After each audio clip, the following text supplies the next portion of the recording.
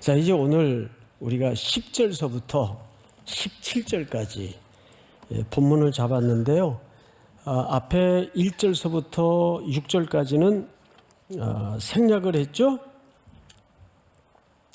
9절까지 생략을 했네요. 이 생략된 본문은 우리가 간단하게라도 좀 설명을 듣고 들어가도록 하겠습니다. 1절을 볼까요? 주 여호와께서 내게 보이신 것이 이러하니라. 이건 환상을 얘기합니다. 실제로 일어난 사건을 설명한 게 아니고 하나님께서 아모스 선지자에게 보여주신 세 가지 그림 언어, 환상이 있었어요. 자, 그 첫 번째 환상이 뭐냐 하면 메뚜기 재앙입니다. 성경에는 다른 곳에 황충이라고도 나오는데 여기서는 메뚜기라고 번역을 했어요. 뭐 같은 종류입니다. 첫 번째 메뚜기 재앙에 대해서 설명을 합니다. 주 여호와께서 내게 보이신 것이 이러하니라. 왕이 풀을 벤 후. 여러분, 왕이 왜 풀을 베요? 이런 부분 읽다 보면 이상하지 않으세요? 이건 왕이 무슨 풀을 베겠어요? 이스라엘 농사의 경영 방법 중에 하나가 뭐냐 하면 농부들이 농사를 지어서 열매를 거두면 나라의 곳간에 첫 것을 먼저 드립니다. 그래야 그걸로 군사들도 먹이고 또 궁궐에 행정 보는 사람들도 또 먹고 살아야 되고 하니까 농사의 첫 무더기를 왕에게 바친다. 그 말을 여기서는 왕이 풀을 벤 후 이런 뜻입니다. 다시 움돋기 시작할 때, 그러니까 이건 두 번째 농사를 얘기하는 거예요. 시기적으로 이 때가 사실 황충이 가장 극성을 부릴 때입니다. 두 번째 농사 때 메뚜기를 지으심에 메뚜기가 땅의 풀을 다 먹은지라 내가 이르되 주 여호와여 청하건대 사하소서. 야곱이 이스라엘의 또 다른 표현이겠죠. 미약하오니 어떻게 서리이까. 여러분 여기 보시면 메뚜기 떼들이 와서 그걸 다 먹었대요. 두 번째 농사를. 무슨 뜻일까요? 이것은 앞으로 아수르 군대를 통해서 받을 재앙을 얘기합니다. 말하자면 이미 앞서 언급해 왔던 것처럼 여로보암 2세 때 이스라엘이 가장 부강한 상황이었음에도 불구하고 그걸 하나님의 은혜로 이해를 하지 못하고 그들이 우상 숭배에 놀아났단 말이죠. 그래서 이 땅을 하나님께서 메뚜기가 모든 걸 쓸어가듯이 아수르 군대를 들여서 온 나라를 먹을 것이 없도록 황폐하게 만들겠다라는 이미지 그림을 환상을 통해 아모스 선지자에게 준 거예요. 그러자 어떤 일이 벌어지는가? 내가 이르되 주 여호와여 청하건대 사소서. 야곱이 미약하오니 어떻게 서리이까. 누가 중재에 나선 거예요? 그 환상을 봤던 아모스 선지자가 중재에 나선 겁니다. 여러분 기억하시는지는 모르겠는데 아모스 선지자는 어디 출신이에요? 북이스라엘 출신이 아니에요. 유다 출신이에요. 유다 지역에서 그는 목동으로 농사하던 사람이에요.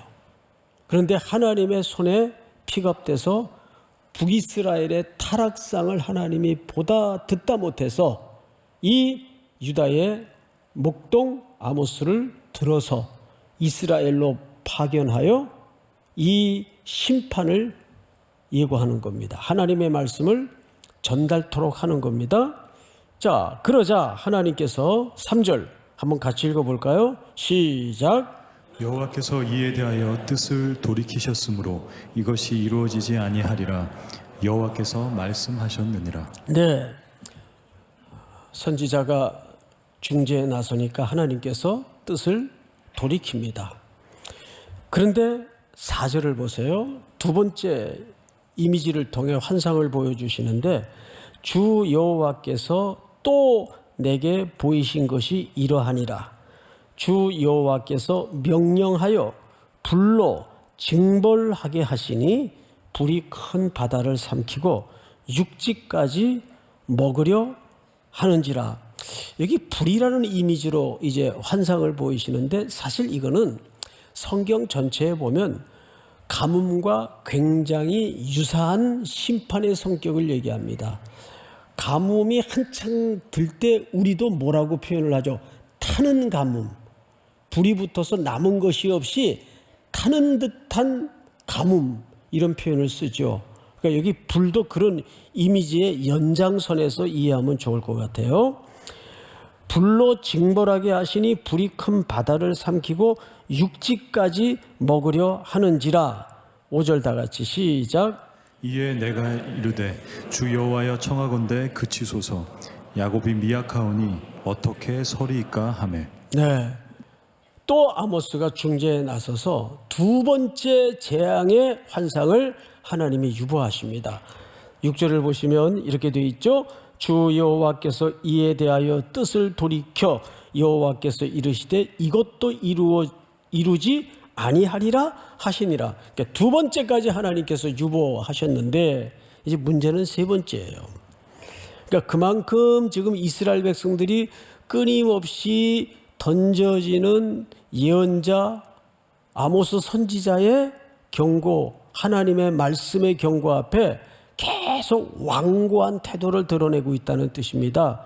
자, 7절 잘 보세요. 또 내게 보이신 것이 이러하니라. 다림줄을 가지고, 여러분 다림줄이 뭔지 아세요? 지금도 공사 현장에 가면 이것이 수직과 수평을 잡는 하나의 건설하는 분들이, 건축하는 분들이 가지고 다니는 이 줄자가 있어요. 균형과 수평을 잡아줍니다. 이게 무슨 뜻일까요? 지금 7절을 보시면 또 내게 보이신 것이 이러하니라. 다림줄을 가지고 쌓은 담 곁에 사마리아 성을 얘기합니다. 사마리아 성이 굉장히 견고한 성이에요. 그만큼 이들이 다림줄을 통해서 수직을 유지하고 균형을 유지하고 정확한 수평을 유지해서 무너지기가 어려울 정도의 난공불락의 성을 쌓았다, 그 뜻이에요. 근데 하나님이 그 성을 어떻게 하시겠답니까? 이렇게 돼 있어요. 여호와께서 내게 이르시되 아모스야, 네가 무엇을 보느냐? 내가 대답하되 다림줄이니이다. 주께서 이르시되 내가 다림줄을 내 백성 이스라엘 가운데 두고 다시는 용서하지 아니하리니. 그러니까 저들이 견고하게 수평과 수직을 유지해서 난공불락의 그들의 안위의 요새로 쌓은 저 성을 내가 무너뜨리겠다, 그 말이에요. 그러면서 이런 얘기를 합니다. 9절 같이 한번 읽어볼까요? 시작. 이삭의 산당들이 황폐되며 이스라엘의 성소들이 파괴될 것이라. 내가 일어나 칼로 여로보암의 집을 치리라 하시니라. 근데 여기 산당 앞에 누구의 산당이요? 이삭의 산당이에요. 자, 여러분, 이삭이라는 이름 속에 뜻이 뭐예요? 웃다, 그 말이에요. 웃다. 그렇죠? 예, 이것은 워드플레이입니다. 이삭의 어머니 사라는 내년 이맘때 네가 생명을 얻을 것이다. 웃었죠. 웃었어요. 그것은 정확하게 신앙적 웃음이 아니라 불신앙적 웃음이었어요. 그래서 하나님께서 너로 진짜 웃게 해주겠다는 마음으로 이삭을 주셔서 그 뜻을 웃게 하는 자, 이렇게 별명처럼 이름을 주셨습니다.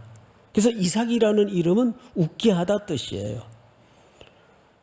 자, 그런데 이게 왜 워드플레이인가 하면 그들이 그런 안위로 안전하게 들어앉은 사마리아 성이 지금은 뭐가 돼 있어요?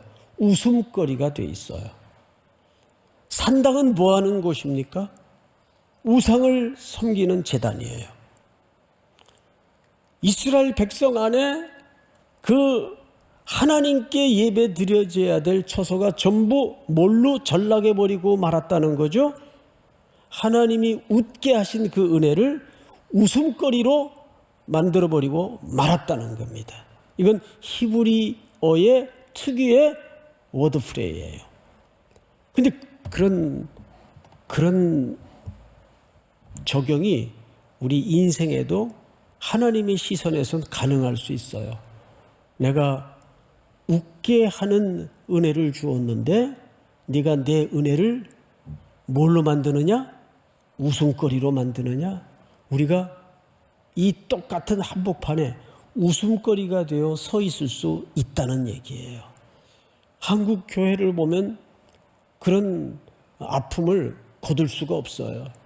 하나님이 이 민족의 웃음으로 주시고 행복의 요체로 주신 이 땅의 소망이어야 되는 교회가 뭘로 전락하면, 우스갯거리로, 웃음거리로 전락하면 어떻게 될까요? 이게 참 슬픈 얘기입니다. 지금 그래서 여기서 이삭의 산당이라고 명명하는 겁니다. 성경을 다시 보십시다. 이삭의 산당들이 황폐되며 이스라엘의 성소들이 파괴될 것이라 내가 일어나 칼로 여로보암의 집을 치리라 하시니라. 이번에는 중재도 없고 심판도 거두질 않아요. 이것이 세 번째 보여준 그림이었습니다. 이것이 아모스 선지자가 북이스라엘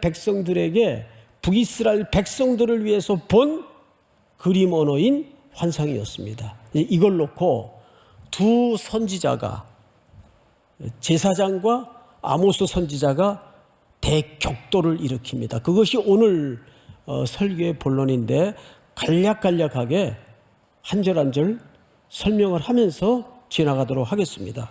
이제 이 내용을 놓고 10절을 보세요. 때에 베델의 제사장 아마샤가 이스라엘의 왕 여로보암에게 보내어 이르되 이스라엘 족속 중에 아모스, 그러니까 이름이 조금 비슷해서 다 아시라, 아모스가 아마샤인지 아마샤가 아모스인지 헛갈리게 돼 있어요.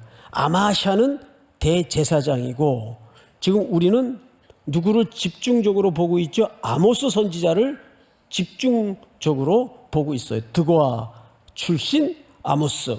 이 두 사람이 이제 격돌하는 내용을 보면 우리가 이 악한 세상과 마주할 때 어떤 질서와 원초적 원리를 붙들고 서야 되는가에 대한 해답을 만날 수가 있습니다. 자, 이제 베델의 제사장 아마샤가, 베델에는 아마샤 말고도 제사장이 여럿 있었는데 이 사람의 이름만 등장하는 걸로 봐서 대표 제사장이 아니었겠는가, 그렇게 학자들은 보죠. 아마샤가 이스라엘 왕 여로보암에게 보내어 이르되 이스라엘 족속 중에 아모스가 왕을 뭐하나니? 모반한다. 이것을 음모를 만들어서 비방을 담아 왜곡된 내용을 왕에게 전달합니다. 아모스가 당신 아무래도 반역을 할 것 같습니다. 이렇게 된 거죠. 자, 그 내용을 들여다보십시다.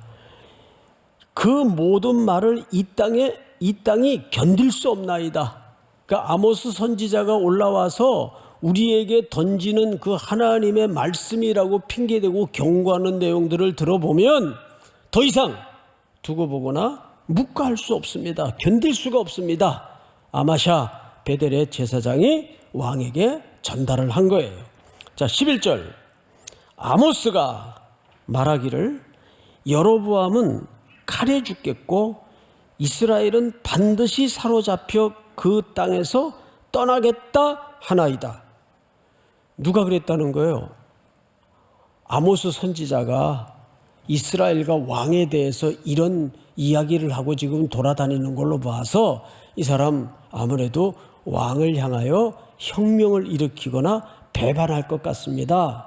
라고 북이스라엘 제사장이 왕에게 왜곡 비방을 담아서 전달을 하는 겁니다. 자, 또 볼까요?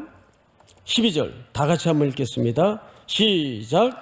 아마샤가 또 아모스에게 이르되 선견자야 너는 유다 땅으로 도망하여 가서 거기에서나 떡을 먹으며 거기에서나 예언하고.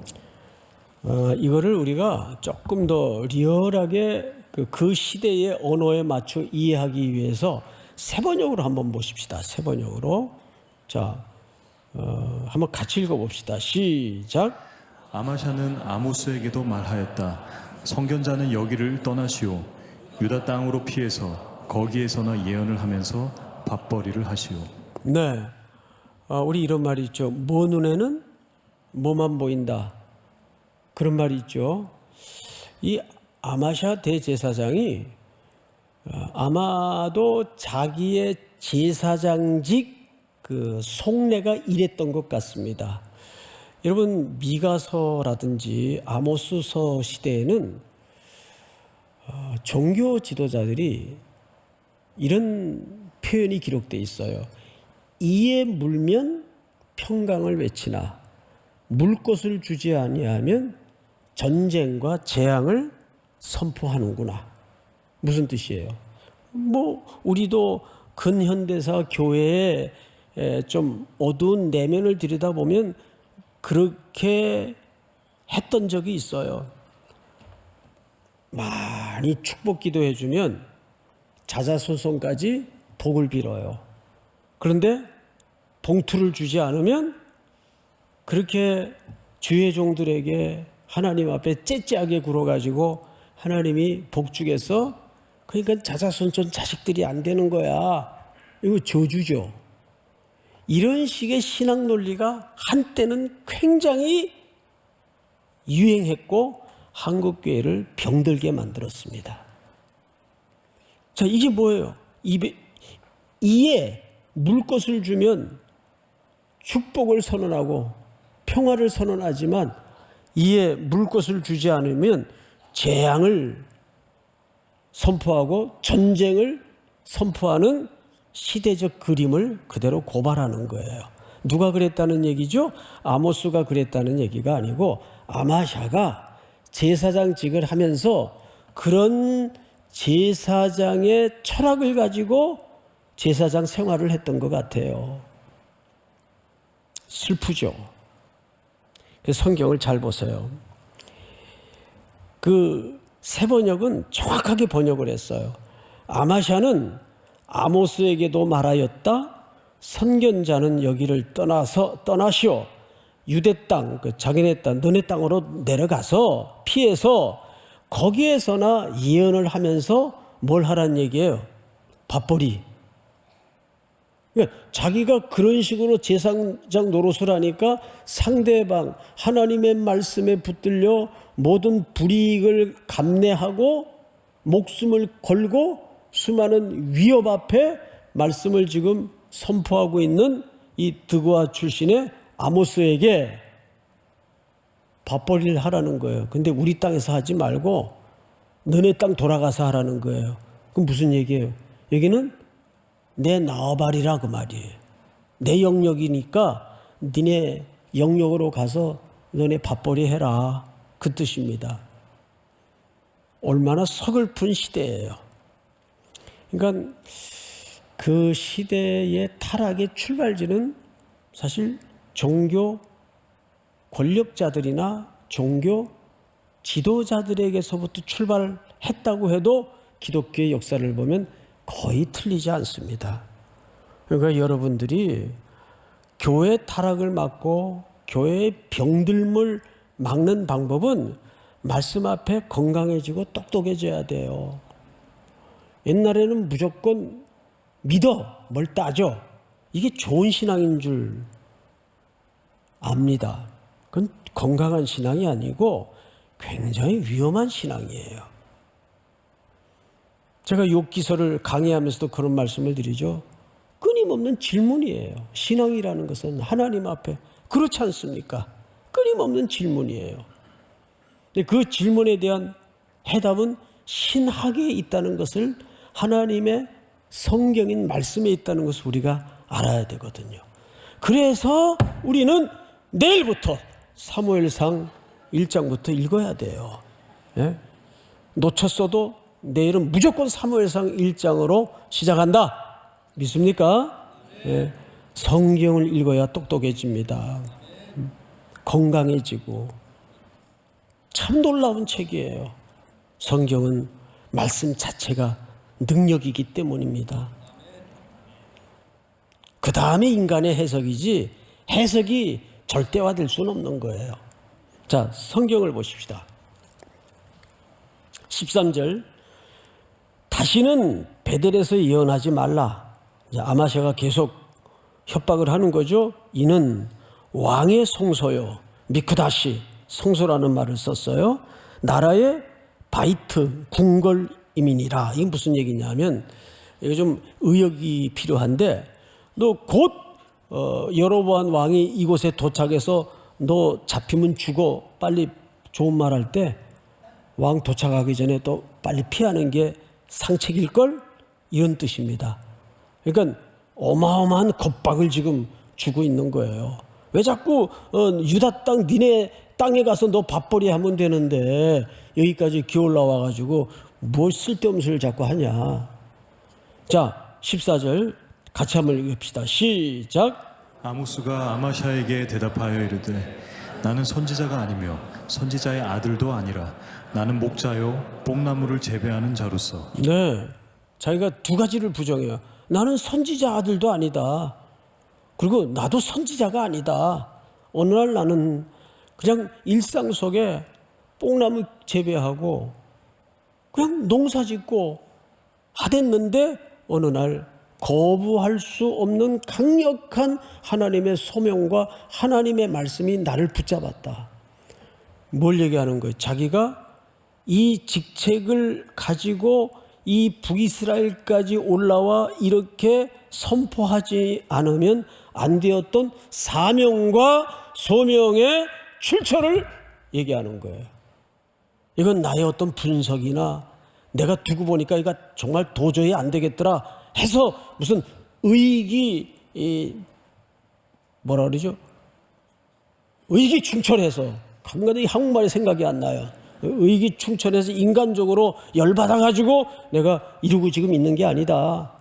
자기의 이 메신저로서의 출처를 어디에 두고 있어요? 다음 절을 보세요. 15절. 양떼를 따를 때, 그러니까 그 양떼를 치고 있을 때 여호와께서 나를 데려다가 여호와께서 내게 이르시기를 가서 내 백성 이스라엘에게 예언하라 하셨나니 이제 너는 여호와의 말씀을 들을지니라. 네가 이르기를 이스라엘에 대하여 예언하지 말며 이삭의 집을 향하여 경고하지 말라 하므로 이제 드디어 아모스가 반격을 합니다. 지금까지 공격을 받았다면 이제는 아모스 차례예요. 공이 있으면 방이 있겠죠. 공방이 주고받아지다가 이제 아모스 차례가 왔어요. 5가지 재앙을 선포하고 이번 장은 끝이 납니다. 17절 전체가 한번 같이 읽어보십시다. 시작. 여호와께서 이와 같이 말씀하시기를 내 아내는 성읍 가운데서 창녀가 될 것이요 내 자녀들은 칼에 엎드려지며 내 땅은 측량하여 나누어질 것이며 너는 더러운 땅에서 죽을 것이요 이스라엘은 반드시 사로잡혀 그의 땅에서 떠나리라 하셨느니라. 아모스는 아마샤의 그 서슬퍼런 겁박의 공격에 조금도 물러서지 않고 그는 15절의 고백처럼 하나님께서 나를 부르셨고 부르신 이유는 내 형제 북이스라엘 땅에 가서 하나님의 메시지를 전하라 한 그 이유 하나로 나는 지금 이 일을 하고 있는 것이니까 이제 그 메시지를 마지막에 전합니다. 5가지를 설명해요.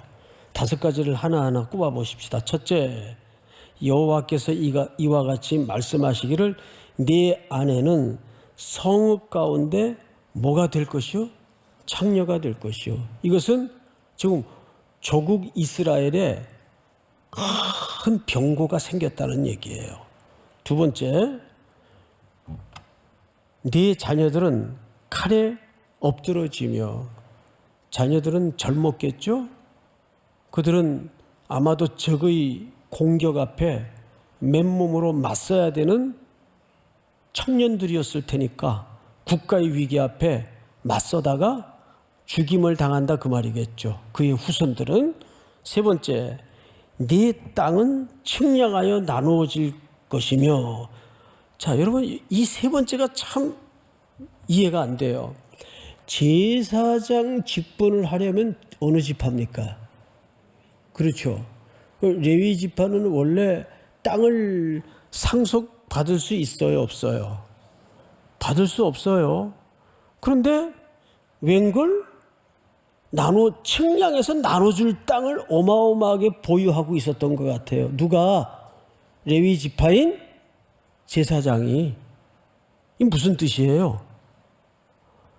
아까 12절에 말씀을 드렸던 것처럼 이 제사장은 이에 물면 평화를 축복을 외쳤지만 물 것을 주지 않으면 전쟁을 선포하고 재앙을 선언하는 그런 말 그대로 삭군이었어요.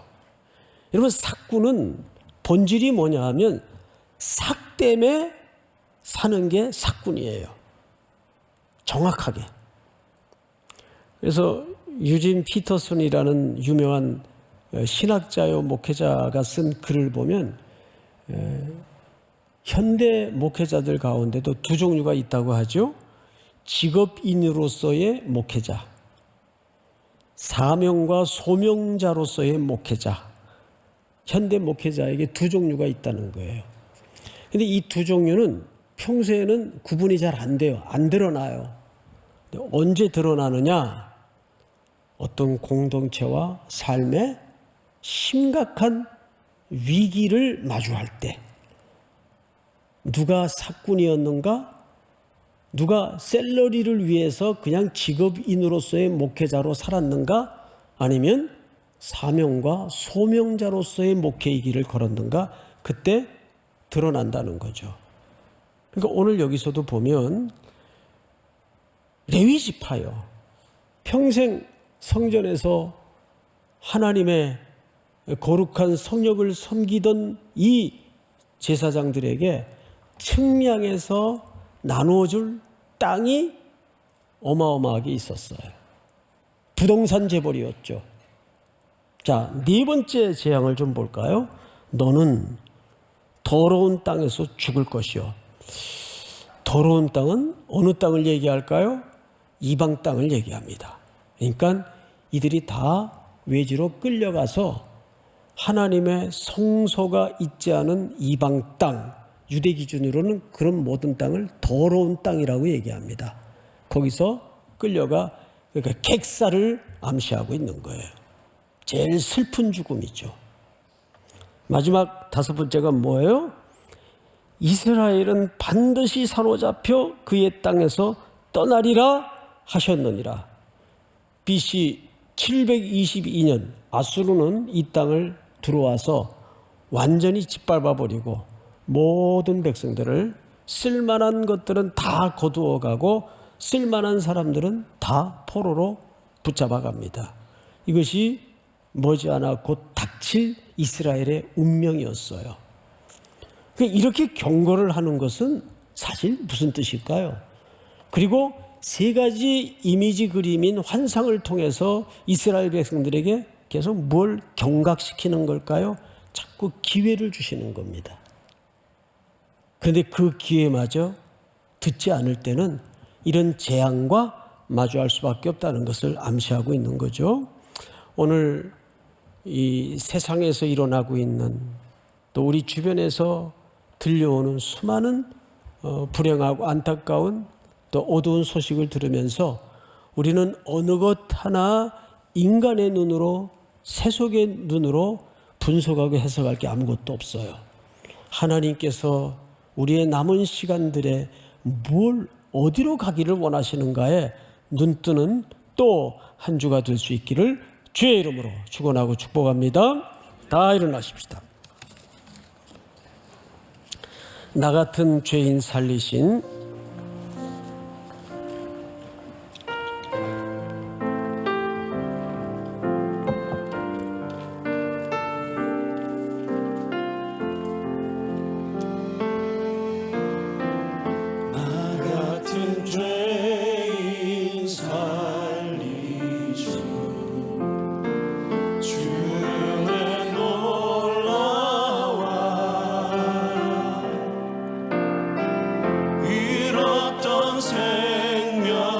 찾았고 광명을 얻었네. 큰 죄악에서 큰 죄악에서 건지신 주의 놀라와 나 처음 믿는 그 시간 귀하고 귀하라. 주 찬양 주 찬양 내 마음 나에 주 찬양 주 찬양 내 생명 나에 이제껏 내가 산 것도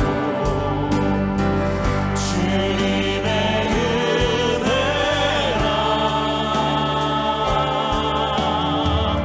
또 나를 장차 모양에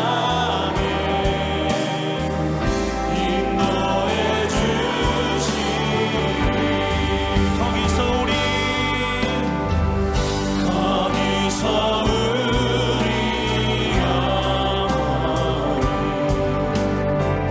주님의 은혜로 해처럼 맑게 살면서 주 찬양하리라. 주 찬양 주 찬양 내 마음 나에 주 찬양 주 찬양 내 생명 손을 높이 들고 주 찬양 주 찬양 주 찬양 내 마음 나에 주 찬양 주 찬양 내 생명 기도하겠습니다. 하나님 아버지, 세상이 하나님의 말씀을 떠나고 하나님의 존재를 외면할 때 주의 백성들을 견고히 붙잡으시고 말씀 앞으로 늘 이끌어 주셔서 청정케 하시니 감사합니다.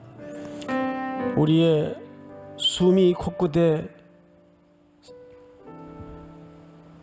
호흡이 있는 동안 언제나 하나님의 은혜의 손길에 떨어지지 않도록 도우시고 더러운 불의 앞에 이익 앞에 단호하게 돌아설 수 있는 지혜를 주시며 또 한 주간도 고난 주간 속에 특세를 진행합니다. 모든 성도들 마음속에 이미 임재하신 주의 사랑의 손에 붙잡혀 새벽을 일으키게 하시고 엎드려 제목을 놓고 기도할 때 하나님의 큰 은혜가 하나님의 놀라운 응답이 경험되어지는 한 주가 되도록 이끌어 주시옵소서. 고향에 계신 부모님들 또 가족들 출타에 있는 식구들 어느 곳에 있든지 하나님의 말씀을 떠나지 않도록 도우시며 주님의 경고에 눈뜨고 귀 기울일 수 있는 겸허한 마음을 주시옵소서. 무엇보다 일터가 필요한 성도들에게 땀 흘려 일할 수 있는 일터를 주시고 우리 청년들이 아름다운 배우자로 준비되어 복된 배우자를 만나 아름다운 가정을 이룰 수 있도록 이끌어 주시옵소서. 가정마다 수많은 사연을 담은 고통스러운 제목들, 어떤 경우에도 그것을 통해 선하신 하나님을 배워가며 알아가는 은혜를 누리게 하여 주시옵소서. 지금은 우리 구주 예수 그리스도의 은혜와 하나님 아버지의 높고 높으신 사랑하심과 성령님의 교통하심이 머리 숙여 경배하는 사랑하고 사랑하는 귀한 3일의 성도들, 해외, 국내, 멀리 출타해 있는 가족들, 복중의 생명까지 영원토록 함께 있을지어다. 아멘.